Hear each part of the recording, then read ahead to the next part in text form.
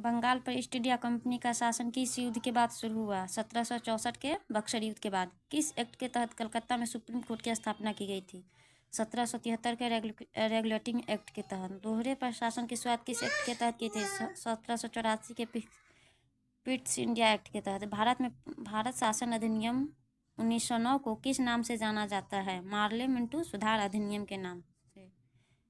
पहली बार मुस्लिम समुदाय को अलग प्रतिनिधित्व किस एक्ट के तहत दिया गया था? भारत शासन अधिनियम के तहत। केंद्र में द्विशासनात्मक विधायिका की स्थापना किस एक्ट के तहत की गई थी? भारत शासन अधिनियम 1919 के तहत। भारत शासन अधिनियम 1919 को किस नाम से जाना जाता है? मॉन्टेग्यू चेम्सफोर्ड सुधार अधिनियम के नाम से।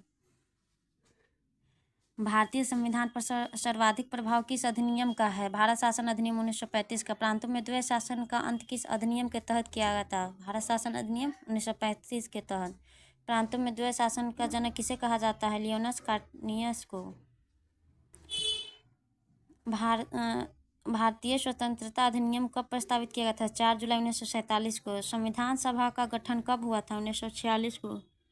संविधान सभा का गठन किसकी सिफारिश पर किया गया था? कैबिनेट मिशन की। संविधान सभा के सदस्यों की संख्या कितनी निश्चित की थी? 389।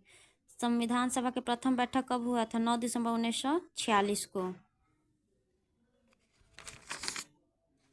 संविधान सभा की पहली बैठक कहाँ हुई थी? नई दिल्ली में। संविधान सभा का अस्थायी अध्यक्ष किसे चुना गया था? डॉक्टर सच्चिदानंद सिन्हा को। संविधान सभा के किस रियासत के एक भी सदस्य ने भाग नहीं लिया था? हैदराबाद। संविधान सभा के सदस्यों की संख्या किस आधार पर निश्चित गई थी?